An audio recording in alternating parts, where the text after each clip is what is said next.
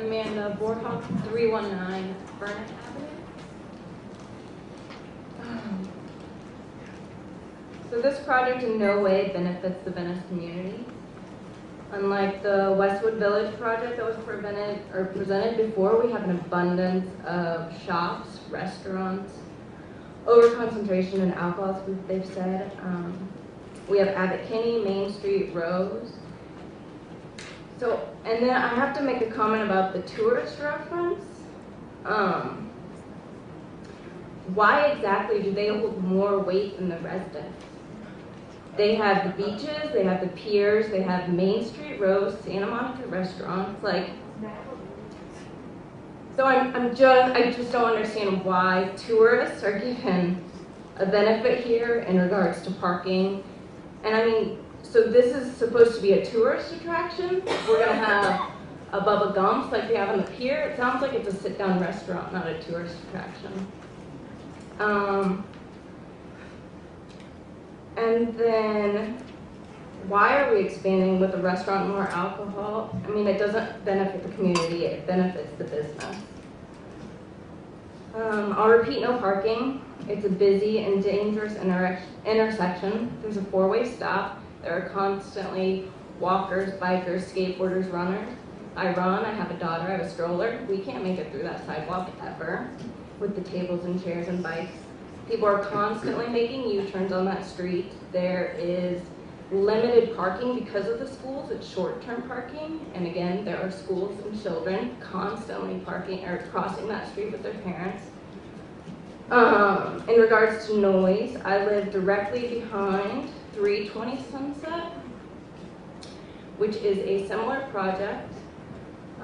They are operating as a bakery. They want a retail and restaurant. They want a 60% patio. 15 feet behind me, there's an alley just like this. There are delivery noises, there are employee noises, there are parking issues with our alley. Now it's unsafe and I can never get to my parking garage. So I just think there's a lot to think about in terms of this restaurant and the community, because I'm affected by just the small bakery in my family. I can't even imagine if they were granted to have a 60% patio behind me like this project. I was at the city planning meeting, and this project was told that they needed a traffic report and that they could not have the patio next to the residents, that there wasn't enough parking. And I know that it was stated also by a representative, I believe from Mike Bonin, that as he said, there are going to be changes made into the in lieu and the dipping into. But when is enough enough? Like, we've been here almost 7 hours. Like, couldn't that time and money be spent into making these changes? Like, so we're gonna go ruin a city and then come back and be like, oh, we've made the changes, but your city's ruined. You can't get anywhere, it's gridlocked, it's unsafe. Like, this does not benefit the community. Okay. Thank you. Thank you. Stephen Fowler? I think they left. Huh? Larry Porloff? It's you. Oh, that was me. Sorry, that was you. Yeah. Okay. No. I had Stephen Fowler. Okay. Another Stephen. Okay. Hi, my name is Larry Perloff. My address is 452 Rialto Avenue. I'm one of the owners of the building at 257 Hampton Drive, across the alley from the existing restaurant proposed project. So I'm really concerned about all the impacts this is going to have on the tenants over there. It's only a 15-foot alley. You guys know how small that is. And we've got the parking issue is huge around Venice. Everybody seems to already be aware of that. And the noise impact is one of my big concerns. I see they're trying to do a lot to mitigate the noise, and I appreciate that. But like some of the other speakers were saying, I agree with all of them so far. They're going to be very difficult. And then I'm really glad the gentleman brought up the point of people leaving the restaurant afterwards, and they're outside of any of the noise mitigation factors, and they're hanging around talking, and they've been drinking, and their voices get loud, and it's night, and sound carries, and that's going to be a critical thing at 11 o'clock, 12 o'clock, 1 o'clock at night, people trying to go to sleep, particularly in my building right across the alley. And And for the neighborhoods, the whole neighborhood over there, that street is, right across the street is all residents. It's going to be a real difficult situation that's going to get created. And the parking thing in Venice is so crazy with the in-lieu, all this in-lieu stuff, and well, you don't have to provide the parking. It's been going on for so long that the parking's become untenable. You know, that's not the only reason, obviously, but you know, sitting here trying to add to the problem instead of doing something to alleviate the problem seems counterproductive to me. Okay, my time's not up, but I'm going to stop anyway. Great, I appreciate that, thank you. Elaine Spirer, Lori Geller, and Steve Geller. Elaine Spear, I live at 1325 Abbott Kinney. I've been on the street since 1986. I know the area pretty well. I experience people jumping out of the bars at 1 o'clock, 2 o'clock in the morning. I hear every word they have to say. Hampton is an even more compressed area than Abbott Kinney is. But I want to address the planning department's approval for in-lieu fees credits. This same applicant, less than 2 months ago, was on a project at 320 Sunset, and won precisely the same situation, where the police actually showed up to speak against it. The Department of Building and Safety sent a representative to say, you can't use your credits because you've already used your credits. From a change of use from a bakery to a restaurant and a bar. The ZA was pretty educated on the case, and her comment was, well, I guess you're going to have to get rid of your outside patio. The applicant's representative very well knows the rules on double dipping on credits. Now, the Venice specific plan is tougher in many ways over the city plan. It is silent regarding in-lieu fees for restaurants.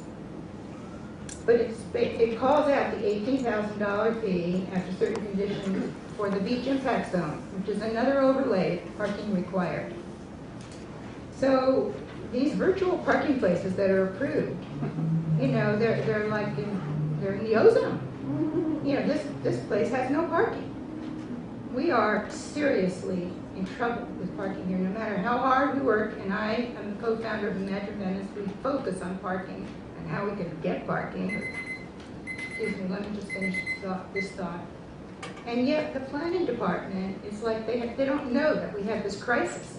So we get a little ahead, and all of a sudden they approve some residential project to convert to retail, which they just did last month. 5,000 square foot building now with 12 in-lieu parking places approved.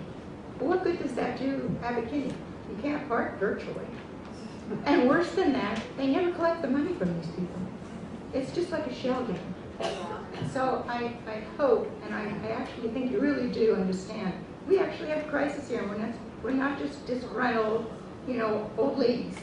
You know, I'm a drinker, I live next to restaurants, but you have to understand that there are conditions that really require you to say no. Okay, thank you. Thank you very much. Thank you, name and address, you have 2 minutes. I'm Lori Kozen-Geller. I live at 1639 Crescent Place in Venice, but we own 252 Hampton Drive, which is directly across the street. So I'd like to address this to this gentleman here particularly. Actually, you have to address us. But, Okay. When you are at this little restaurant and you turn around and you look across the street, you see a charming 4-unit 1920s building where people live. That's our building. Smack across the street the way you and I are. These people are all professionals. They're between 30 and 40 years old. They go to work. They work at Google, one's a lawyer, and on and on. These people go to sleep at night. How many of you have ever been woken up by a barking dog? How would you like to live across the street from 60 people who are drinking, who walk out onto the street to get in their cars, who are parking, and valet? That made my heart race. That's all my tenants need is valet swinging around the block. And then to design in a residential neighborhood, because we might be tourists, but we are residential. Then you go and design an open air building. This is insane. On a street with churches and synagogues and kids, that's even more insane. I mean, to think that I'm standing here for 7 hours, if you walked on our street, you'd all be laughing. That's how insane this project is. It cannot happen. Thank you.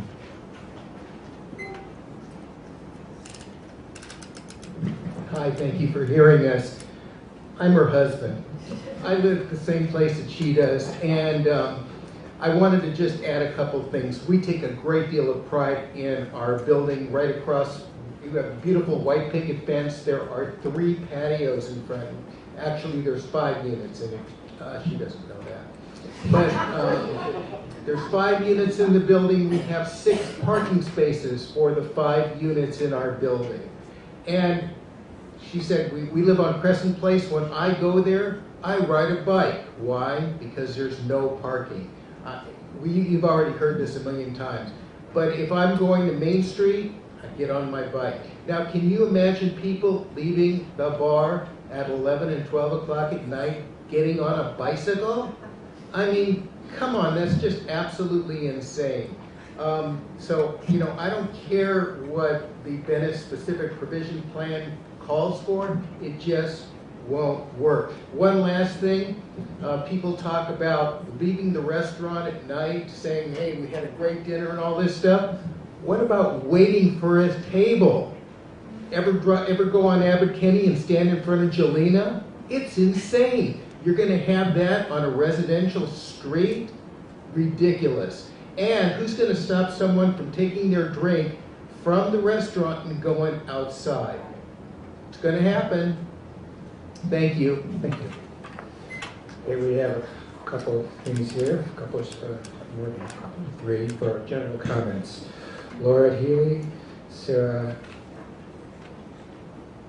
Blanchett, and Robin Richards.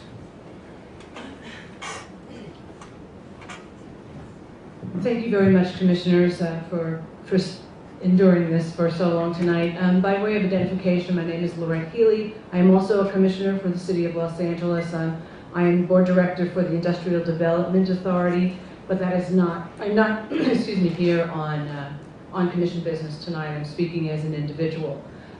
Background-wise, I was a Deputy State Controller under the Wesley administration, Business Development Director for the United States Green Building Council, board member for the California League of Conservation Voters, and more recently, I coordinated the largest funding for ARA grants in the nation, which was taking folks who had lost everything, their jobs, their homes, and retraining them for renewable green tech jobs. That has a very big impact on me. That happened in 2009 through 2011. Watching very substantial people really fall out of sync with life in general. And what I know is that out of that experience, I've embraced economic and workforce development as a paramount issue, particularly as it relates to Los Angeles and California. The fact remains that 50% of our job force is made up by small businesses that employ 8 or less people. That is an engine, and that has been the engine that has begun the recovery that we are now seeing in California. 2 out of every, small businesses create every day, 2 out of every 3 new net jobs, and it has been true for the last couple of decades. Los Angeles remains dead last in terms of economic recovery and job recovery, and there is a reason for that. It is because we do not embrace small business development in this city enough. What the constituents are talking about here has tremendous merit. There is no question about it. And I really appreciated your point that one person's tourist attraction is another person's neighborhood. But I also think we have to keep in mind that if we have statutes, if we have municipal codes, if we have a specific plan that provides for these small businesses to exist, The goal should be to bring them into compliance and to insist that they stay in compliance. But it is always important to know that where we are now is at a critical point where we have to continue to encourage entrepreneurs, innovators, and small business people that do have that 8 and under type of employment to remain in Los Angeles and to build their businesses here. That is the only way that Los Angeles is going to reach its goals in the 21st century, and I dare say that that is in keeping with the mayor's Back to Basics agenda. So I just hope that as you look at this project and any other that I may come to and testify in the future, that we keep in mind that we have to have a balanced approach to the way that we look at executing our approvals. Thank you very much. Thank you. We have Sarah here still? Gone? Okay. Outlasted her. Okay, Robin Richards. Hello, good evening. I am Sergeant Robin Richards from LAPD Pacific Division, and I am one of the supervisors in the Vice Unit, and I'm here to speak on behalf of the Police Department and Captain Johnson. The applicant has submitted an application for Type 47 license, which is on sale general. We, the Police Department, have listened to the community, which you have heard the general comments tonight, which are parking, traffic, noise, intoxication, and congestion in the neighborhood. We have also listened to the applicant who stated that they'll be providing employment for the community, they'll be working with the community, and they'll be trying their best to be a good citizen for the community. We go back to your point, Commissioner, where the ABC records or ABC census data states that in this particular census tract, there is concentration of ABC locations. And based on that information, we are granting this application to this applicant. It would exceed the census tract data. At this time, the police department is opposing this applicant at this time for the ABC map. Thank you. I'm sorry. Okay. Were there any questions? No, I don't think so. Thank you very much. Okay, now it's time for rebuttal. Applicant goes first, 3 minutes.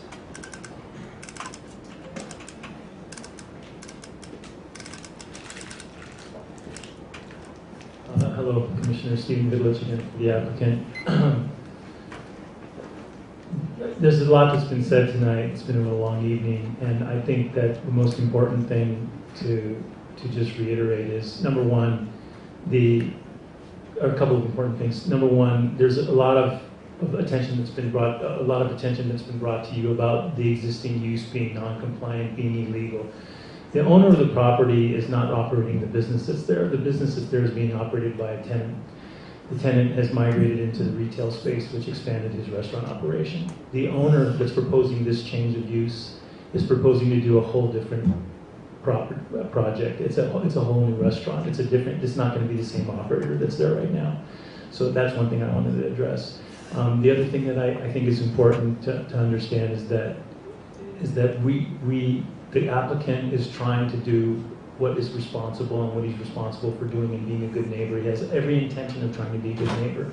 There's a lot of emotion that's charged and is inciting a lot of the community to be in opposition of these kinds of projects because of the adverse effect it's having on their quality of life, in their opinion, which they're entitled to. I can't argue that.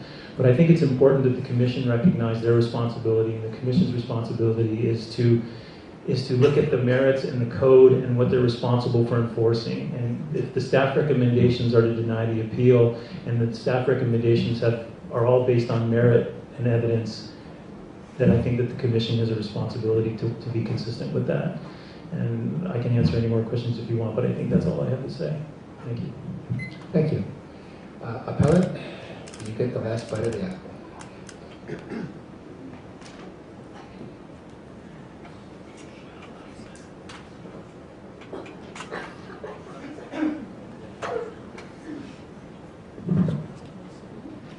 I just have a couple of points in rebuttal. One of them, the condition 25 of the ZA case, parking shall be provided as required in the Venice Coastal Zone specific plan. We're back to that because we still haven't got a resolution, I don't believe, because it is not allowable under the Venice specific plan, the $18,000 in lieu. There is nowhere in the Venice specific plan that talks about that $18,000 in lieu parking fee, except the business impact zone spaces, which you can write off one of them, I believe. If the Venice specific plan does not authorise payment of an in lieu fee, you cannot pay it. And the city cannot allow you to pay it unless it is in the specific plan. So the option of buying the spaces is not really an option because you cannot pay it if it's not in the Venice specific plan, that's my understanding. And that might be why people don't ever end up paying for their in lieu parking spaces, because by law they can't pay it anywhere because it's not in the specific plan. Just speculation. Just one quick rebuttal of what the gentleman before me said. He actually said that the owner doesn't run the business, and that the tenant migrated into the retail space next door, but I guess he's paying rent to the owner for that migration, so he's operating his business illegally under the watchful eye of the owner who's accepting rent every month. So the owner is a little complicit in knowing that there's an illegal business operating, I'm sure.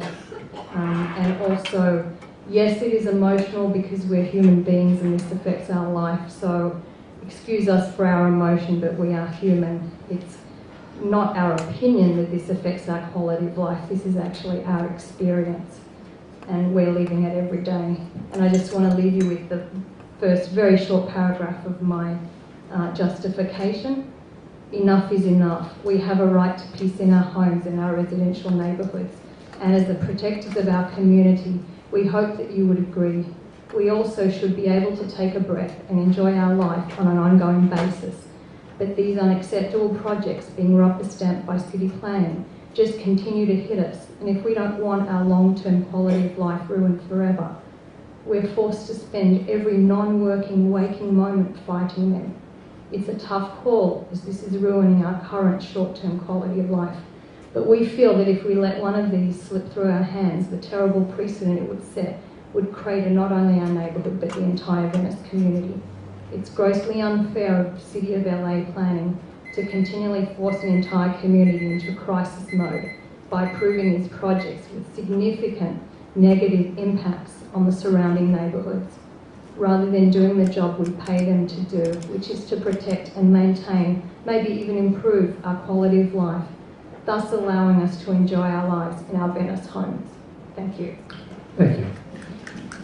Okay, that finishes up our she got the last bite of the apple. I just wanted to say one detail that's important. I can't do it. Mr. President, I'd like to ask our city attorney a question like that. Was that statement accurate on the payment of the in lieu fees, that they could not be paid as suggested, or is that true? What I have to say is relevant to that issue. We'll call you back if we want to hear from you. And I would ask everyone, I'll run the meeting here. I don't need to have yelling from anybody to support me on that, okay? He's a good runner. Would you? President, Commission, in answer to your question, I did look at the language in the specific plan that was referred to that related to the definition of change of use. I think the representation of how that's defined is actually accurate. It says change of use is defined as commercial to residential, commercial to industrial, etc. It is silent as to commercial. But there is a discussion in the definition of change of intensification, which actually suggests, can I have the definition, please? Thank you.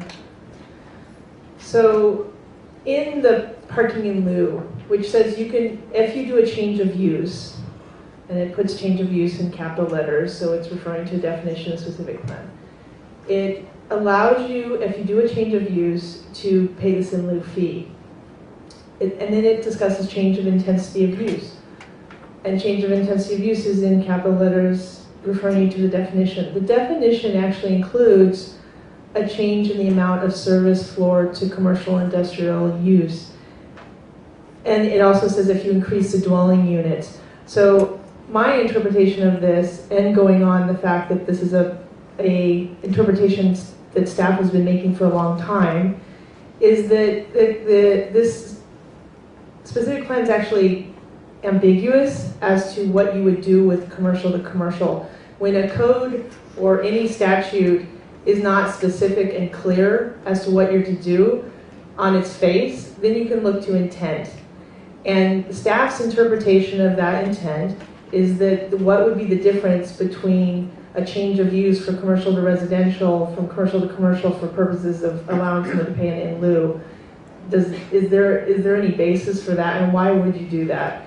So I think it may be just poor draftsmanship, but it's silent as to commercial to commercial. It doesn't tell you what to do. So staff has used that in connection with change of intensity of use to say, we're going to say commercial to commercial is a change of use. And I think that that's a supportable, legally supportable definition. And I know that's a complicated answer, but basically the short answer is yes, I think that you can do pay an in lieu fee. Okay. Thank you. Thank you. And just for the record, the in lieu fee procedure has been a thorn in this commission's side for quite a long time. But although it is my understanding that money is actually paid into the fund, and some of it will soon be spent. So, but now it's time for our favorite part of all these hearings, is when we hear from the CD11 representative. Good evening, Chris Robertson, Deputy Director of Land Use and Planning for Councilmember Mike Bonin. Excuse my cold. So to start off with briefly, your commission is well aware that the council member is very concerned with the use of in lieu fees and grandfathered parking rights. The planning department knows that, the community knows that, and the development community definitely knows that. We're trying to address that in two ways. We introduced a motion in November asking the planning department to bring the in lieu fee up to date to today's current dollars using inflation, and explore the opportunity of revisiting grandfathered parking rights as part of the LCP effort. As Kevin Jones mentioned earlier, we're also actively pursuing funding for an LCP, which would involve looking at the local coastal plan, as well as the implementation plan, which would be the Venice specific plan. And that'll give us an opportunity to really look at parking in Venice holistically and re-examine whether grandfathered parking makes sense, whether the in lieu fee system is working, whether a credit system makes more sense. But we're not there yet, and it is going to take time. So we're trying to address it from a regulatory standpoint. I'll say we're not taking a position on this project at that time, and I'll tell you why. Obviously, there have been a lot of issues raised here tonight regarding compatibility with primarily the roof deck area and the sale of alcohol. Our big concern right now is that we don't have plans showing what was approved. The project permit compliance plan submitted to you is apparently not the correct plan. It only shows the ground floor area. Another plan was presented to you, which is a copy of the plan provided to the zoning administrator. But you'll note that that plan is not signed or stamped, and we can hope that it's the right plan, but we don't know for sure. So without adequate information, we're uncomfortable taking a position and really talking about what kind of conditions might make sense, or what kind of design modifications might make sense to make something like this even start to sound feasible. I'm happy to answer any questions. Thank you. Okay, that closes our comment during this, and now it's time for our discussion. Anybody want to jump in first? Our resident Venetian? Go for it. Okay.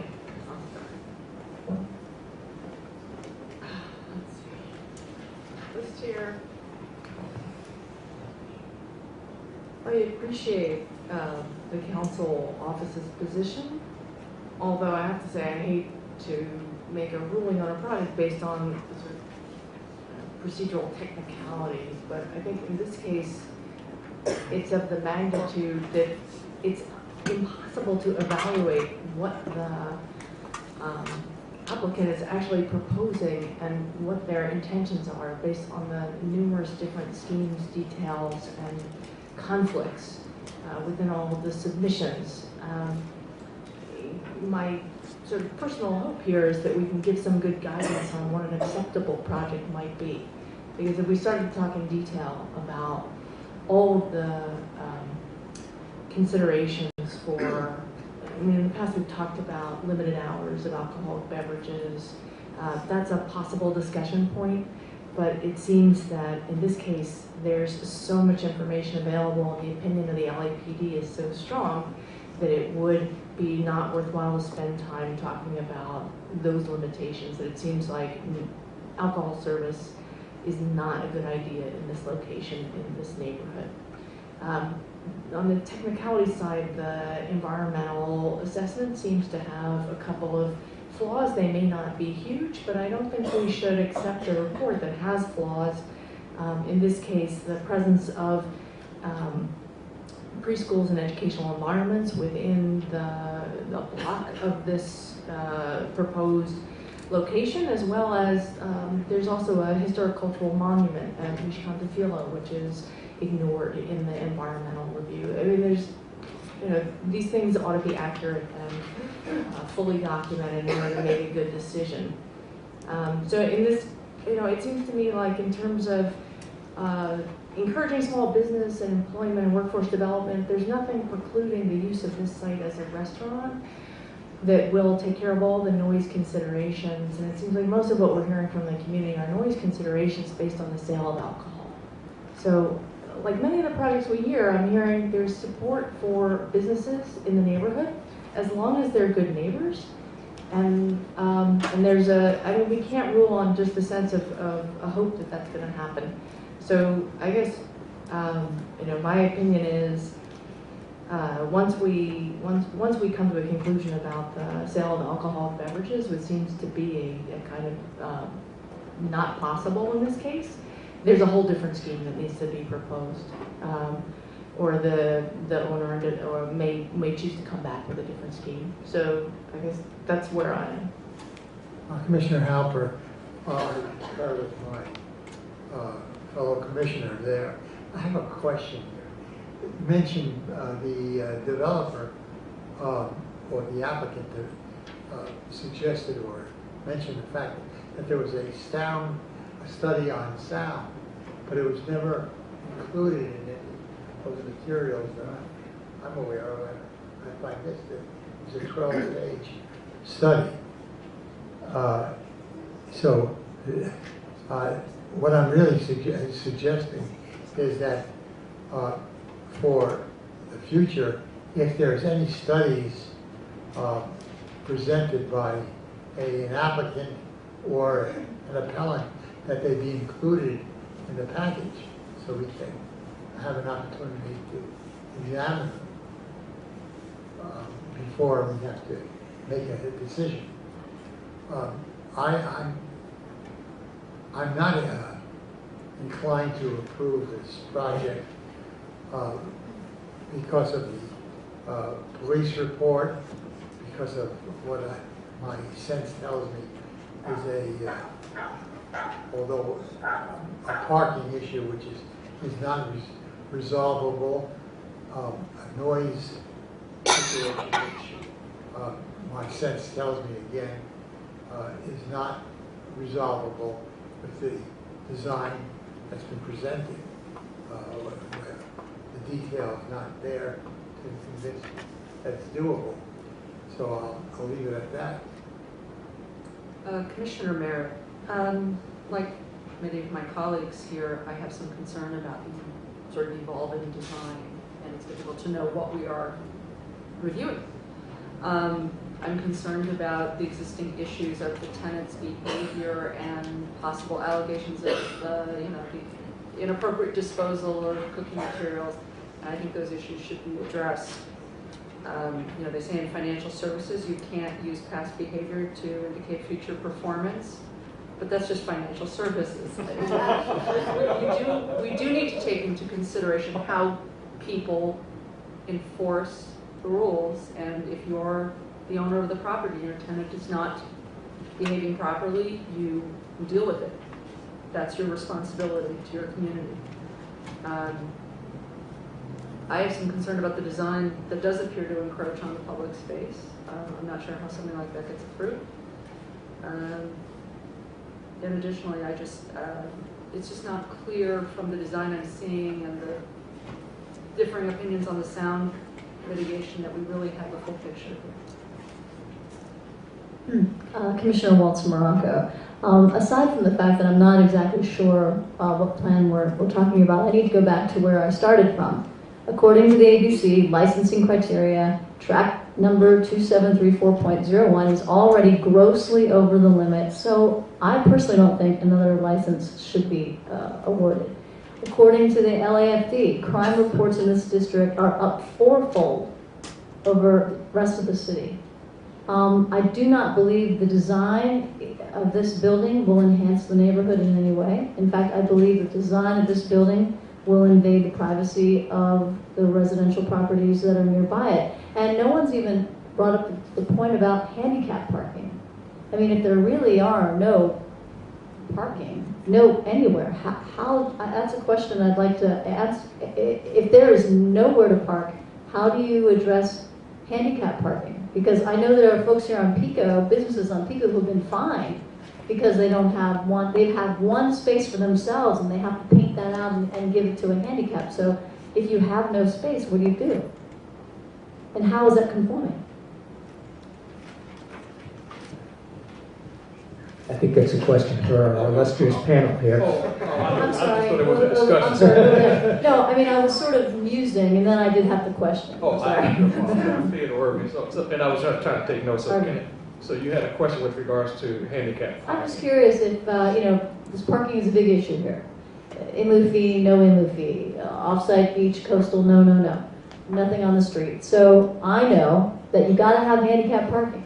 So as I'm looking at this, there's barely room for a little tabletop. Where's the handicap going? Yeah, and so what I can only tell you is that there was no special request from the deviation, and just trying to defend my boss's position. So there was no specific request for a deviation of parking. So we couldn't address parking because there was nothing specifically addressed by the applicant's request that centered on parking. So we had to defer to the specific plan, which is superseding the municipal code. So that's kind of where we stand on that.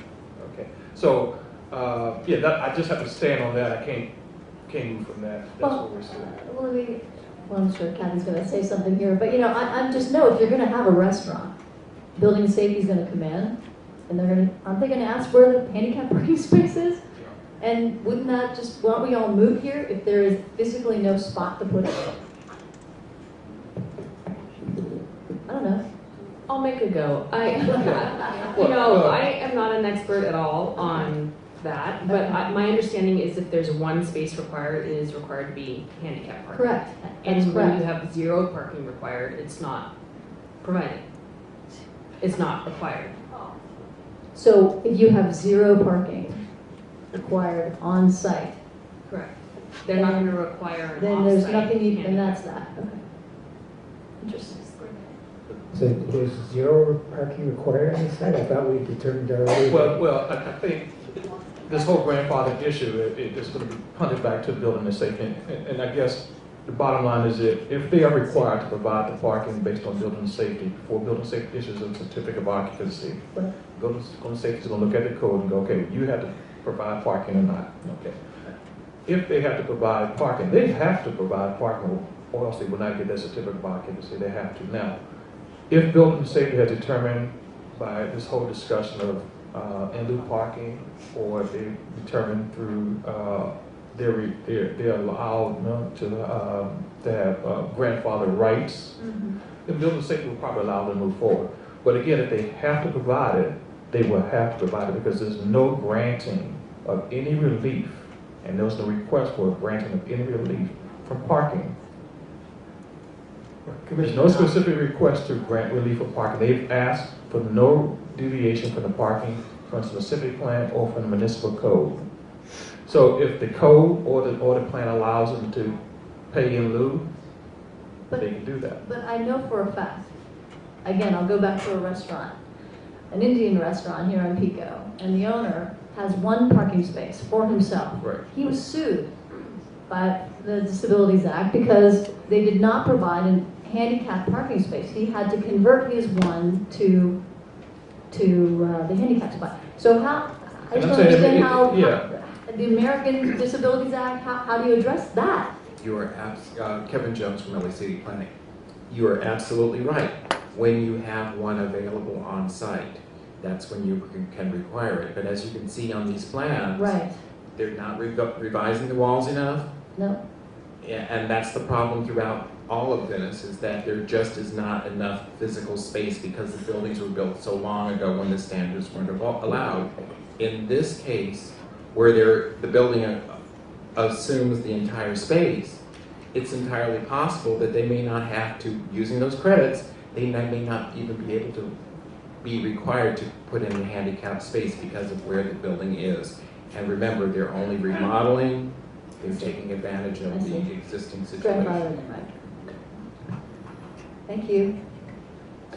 Okay, well, I started this off by saying I was concerned about the roof deck, I was concerned about the LAPD's opposition, and apparently it's all been echoed by the rest of you, so I'm in accord with the rest of the commission. Who would like to make a motion? I'll make a motion that we adopt.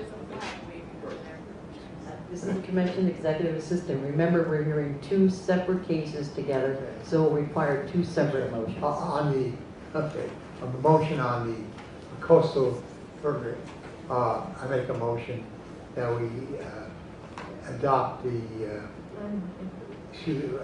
proper wording here.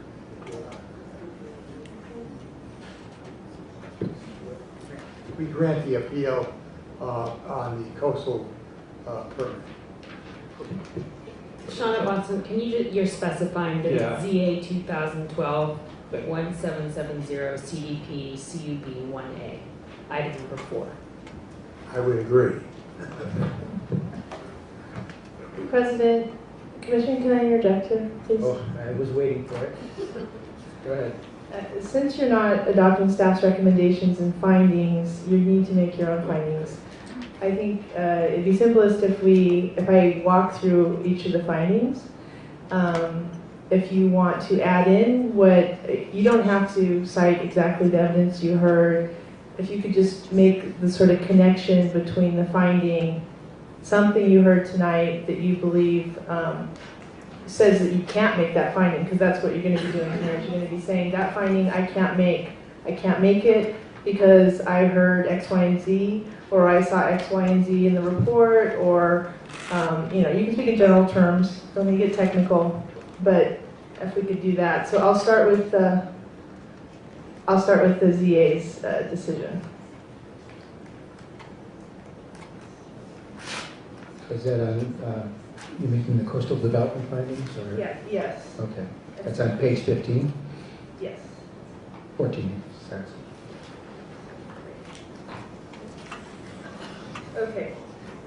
Okay, so we'll start with the coastal development permit.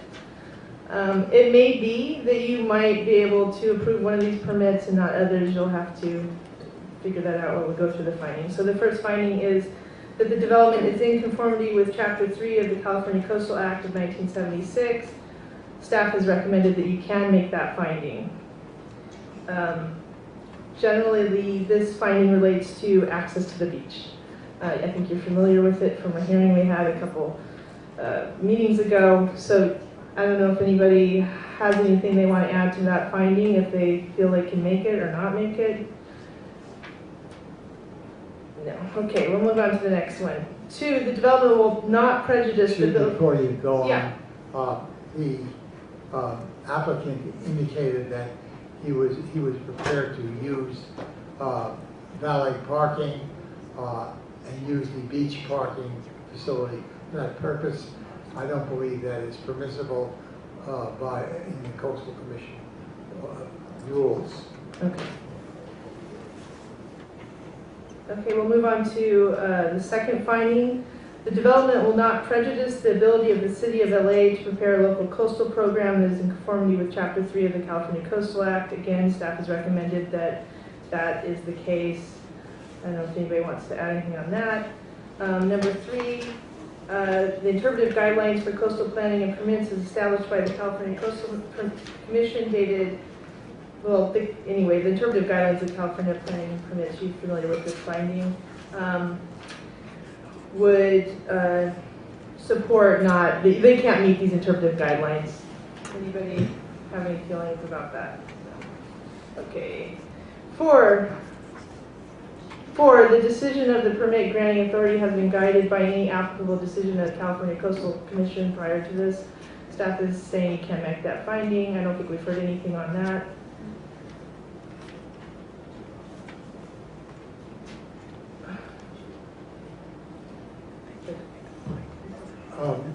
For the city attorney and for the staff, it would be my hope, and I think next time around, we ought to get the staff's recommendations of what they are when they're dealing with the interpretive guidelines, what interpretive guidelines are effective and how they're effective or not effective. And that should be part of the information given to the commission so we can react to what you're trying to do. Okay. You're going to be asking us about all 14 of these, right? Okay, good. Okay, so the next one is the development is not located between the nearest public road and sea or seashore. That's not relevant. Finally, 6, an appropriate environmental clearance under the California Environmental Quality Act has been granted. On this particular issue, I believe I heard a couple of you mention that you felt that mitigation measures were not, well, I think I heard you say, but tell me if I'm wrong, that these mitigation measures are not going to be adequate related to the noise, that you heard testimony about the noise. Does this also address incorrect evaluations of the proximity to schools and historic cultural monuments? Yes, if you feel that there, as you stated, there's a cultural monument in the area that was not mentioned and you believe that needed to be addressed and it wasn't in the environmental document, you can find that the environmental document is inadequate.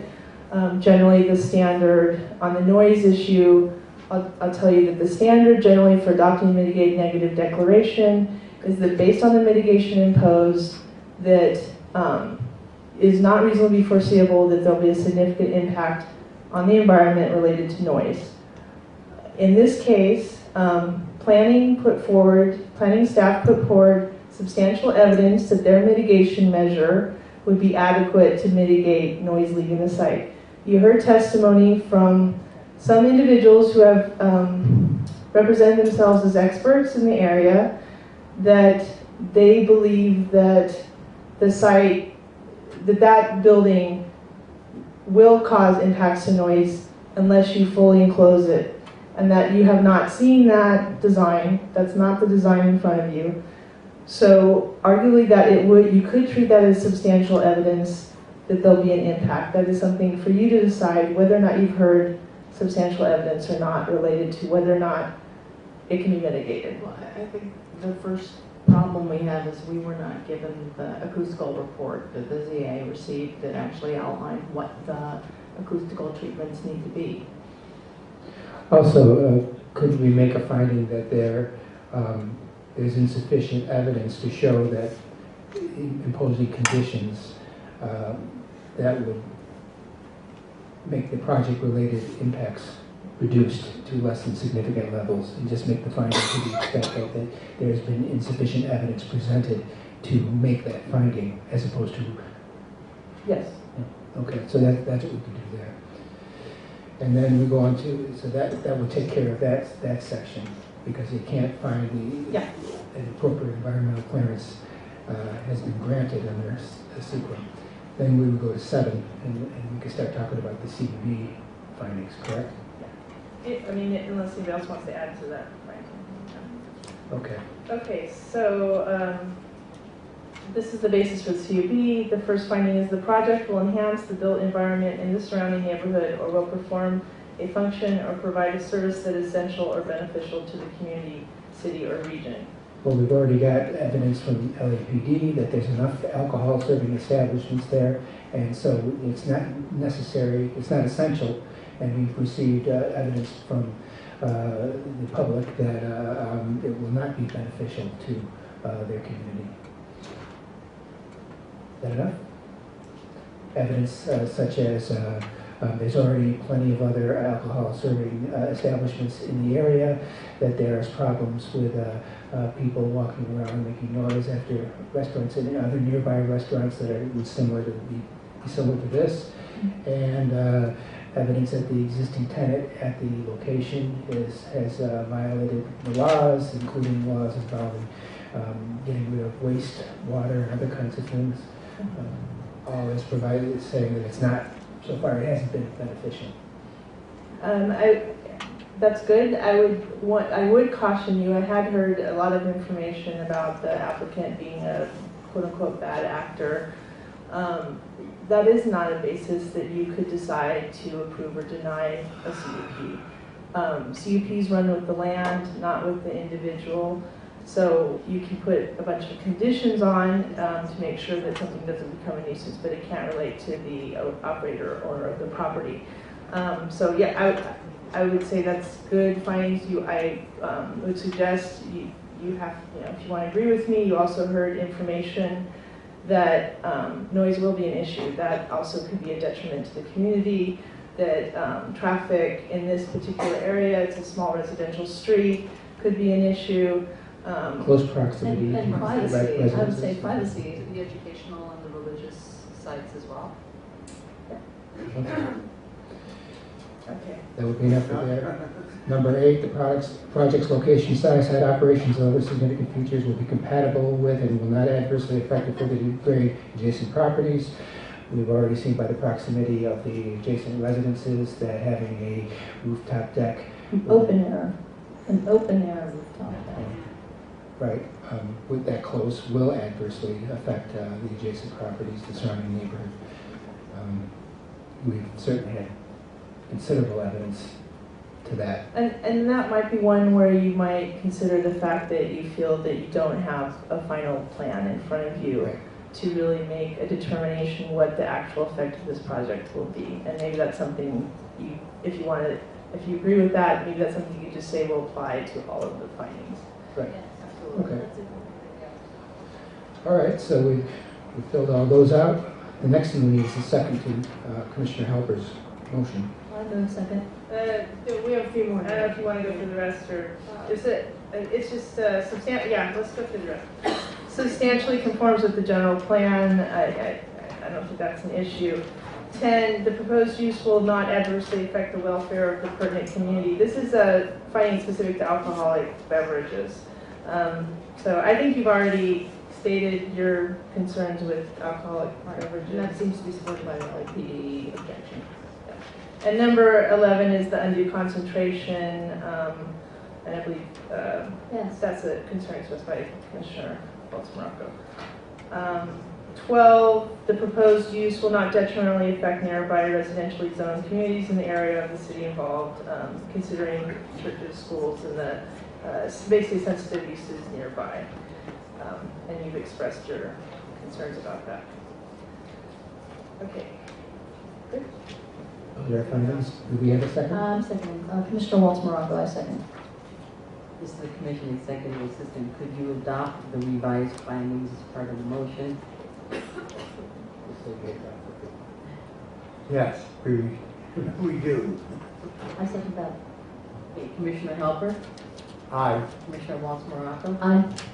Commissioner Margulies? Aye. Commissioner Merritt? Aye. And Commissioner Donovan? Aye. And the motion is carried. Now we have to do the second part. Yep.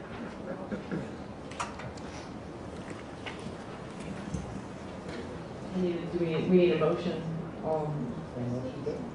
Same motion, yeah. Will we grant the appeal?